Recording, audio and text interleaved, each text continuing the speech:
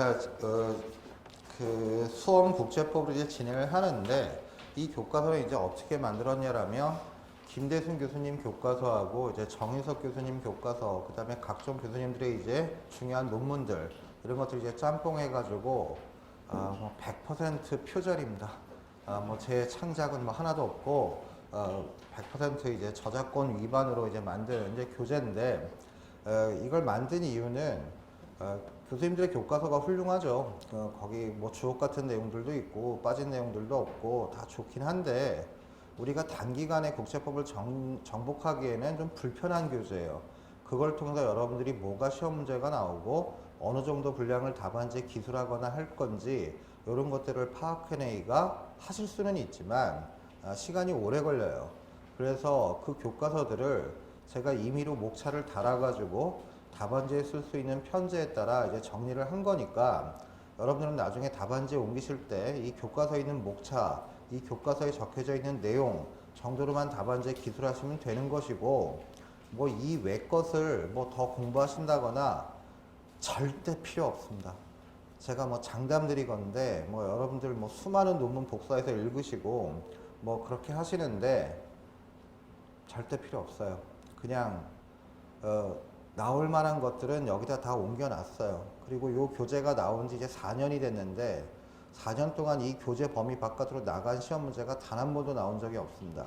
오히려 이 교재에 있는 정리대로만 쓰면 고득점을 받을 수 있는 그런 형태의 이제 시험 문제로만 이제 나왔어요. 그러니까 자신 있게 여러분한테 이거 추천드리는 거고 그냥 믿고 보시면 돼요. 믿고 보시고 이 교재에 없는 거는 그냥 그런 얘기가 있나 보다 라고 생각하시지 뭐 탐구하시려고 하시거나 외우려고 하시거나 그럴 필요 전혀 없고요. 그 대신 교과서를 읽으실 때 절대 어떻게 해야 되냐면 교과서 이제 한번 쭉 보시면 아시겠지만 세부 목차들이 많이 달려져 있어요. 세부 목차라는 건 뭐죠? 그 밑에 있는 내용들을 한마디로 압축시켜 놓은 거예요. 그래서 이 교과서를 읽으라라고 했더니 목차는 전혀 신경 쓰지 않으신 채 그 밑에 있는 내용들만 열심히 공부하시는 분들이 있는데 그러면 열심히 공부하신다 하더라도 실력이 안 늘어요. 그 밑에 내용을 함축한 게 목차니까 목차를 보고 무슨 내용이 있을지 한번 연상해 보시고 그래서 그 밑에 내용을 한번 보신 다음에 다시 그 목차가 어떻게 달렸는지를 한번 생각을 해 보시면서 복습하실 때 교과서를 읽게 되면은 나중에는 목차만 보고 넘어가더라도 어떤 내용들이 그 안에 내용인지 머릿속에 선명하게 남아서 굉장히 여러 번 책을 읽을 수가 있고 단기간에 이례적으로 완성할 수가 있거든요.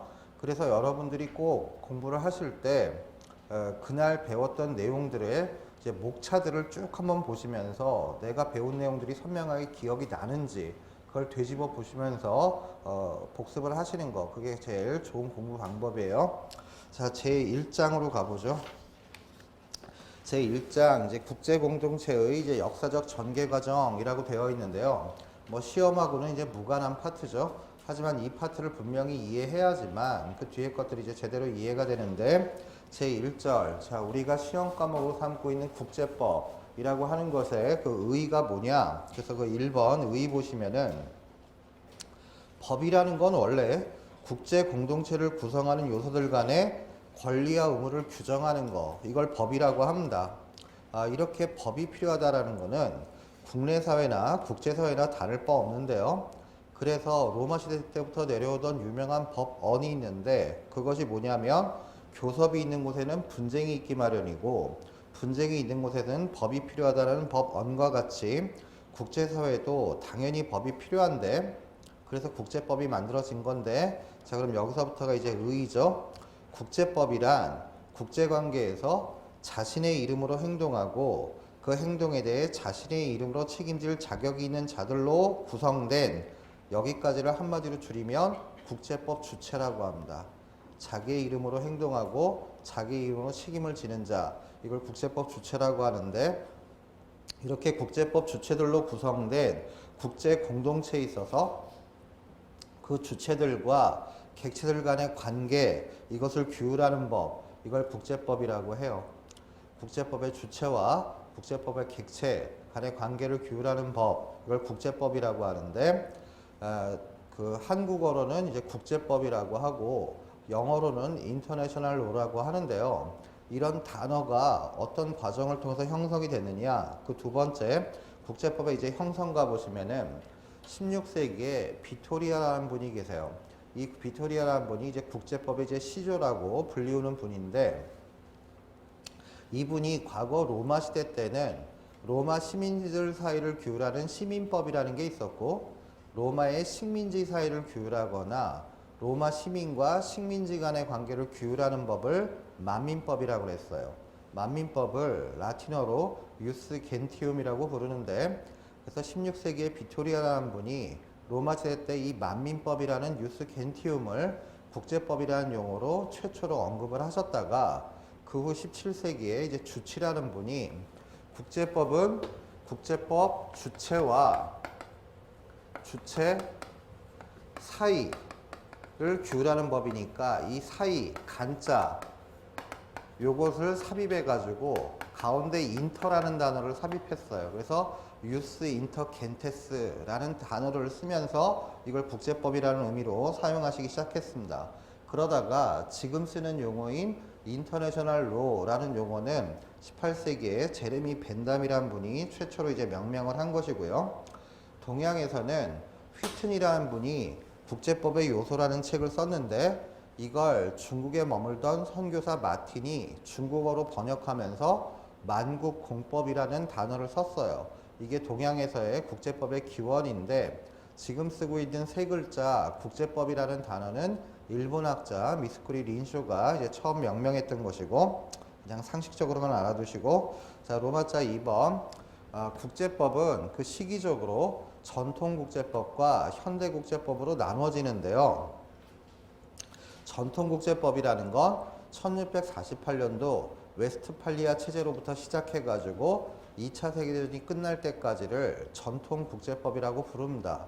그러면 왜 1648년도 웨스트팔리아 체제가 전통국제법의 이제 시작점이다 이렇게 얘기를 하냐라면, 여러분들도 다 아시다시피 중세 유럽 사회라고 하는 것은 단일 체제였어요.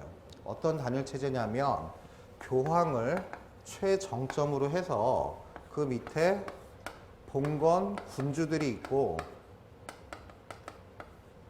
이런 군주들 밑에 봉건 영주들이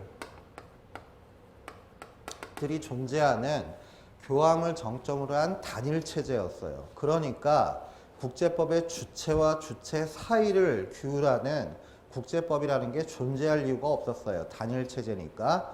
그런데 독일에서 어떤 전쟁이 일어났어요? 30년 전쟁이라는 게 발발했는데, 그게 왜 발발했냐라면 교황의 권위로부터 벗어나고 싶어가지고 로마 카톨릭을 믿지 않고 개신교, 즉 기독교를 믿겠다라는 군주들이 탄생하게 된 거예요. 그래서 종교 갈등이 생겼어요. 난 여전히 카톨릭을 믿는다, 아니다 나는 신교를 믿는다, 이런 식으로 종교 갈등이 생겨서 그런 갈등 끝에 발생한 전쟁이 유럽의 이제 30년 전쟁입니다. 이 30년 전쟁이 마무리돼서 이것을 이제 전쟁을 끝마치고 이제 종전을 맺으면서 맺었던 조약이 웨스트팔리아 협약이에요.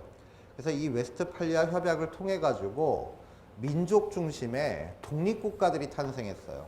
민족 중심의 독립국가들이 탄생해서 이제 국제법 주체들이 만들어지게 된 거예요. 그러니 이런 국제법 주체 사이를 규율하게 될 국제법이라는 게 만들 필요성이 이제 생기게 된 것이죠. 그래서 1648년도 웨스트팔리아 체제부터 전통국제법이 이제 시작됐다 이렇게 얘기를 합니다. 그래서 거기 양가로 1번 전통국제법 보시면은 1648년도 웨스트팔리아 평화조약 이후에 시작된 전통국제법은 이 전통국제법을 일컫는 가장 중요한 특징이 이거예요. 국가 간의 수평주의와 호의주의에 근거하여 국제관계를 규율하는, 동그라미 쳐보세요, 공존의 법이라고 할 수 있어요. 공존의 법. 자, 무슨 뜻이냐면 내가 카톨릭 믿고 네가 신교를 믿는다 하더라도 서로 대등한 국가들이다. 서로 대등한 국가들이고 서로 니들 나라 국내 문제에 신경 쓰지 않을 것이다. 그러니까 너는 너대로 살고 나는 나대로 살겠다. 즉 상호 간에 간섭 없이 공존하자는 법체계, 이것을 전통국제법의 가장 중요한 특징이라고 해요. 그래서 수평주의와 호의주의에 근거하여 국제관계를 규율하는 공존의 법이었어요. 다른 말로 개인주의적 법체계다 이렇게도 정의하는데 1927년도 전통국제법 시절에 이때 나라와 나라 사이의 분쟁을 재판 절차에서 해결하던 것을 PCIJ 상설사법재판소라고 부르는데 이런 상설사법재판소의 로투소 사건에서도 국제법은 동그라미 치세요. 독립국가들 간의 관계를 규율한다 라고 판시해가지고 이런 전통국제법에서는 국제법의 주체로서 오로지 국가만 인정했었어요.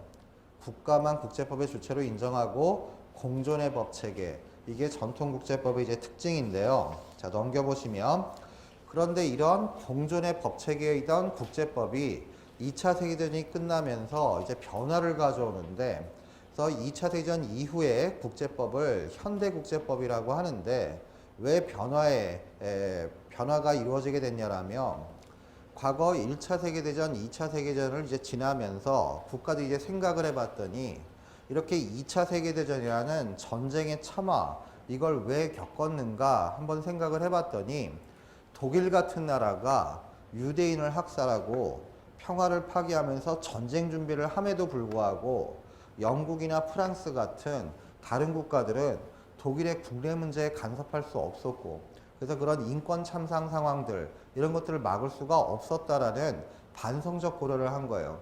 그렇게 된 이유는 공존의 법체계가 국제법이었던 게 큰 문제점이었다라는 거죠. 그래서 현대국제법에 와서는 2차 세계대전 이후에는 국가와 국가 사이의 이제 협력의 법체계로 이제 바뀌었는데 협력의 법체계. 그래서 양가로 2번 보시면 1950년대 이후 현대국제법은 국제법의 주체도 늘어났어요.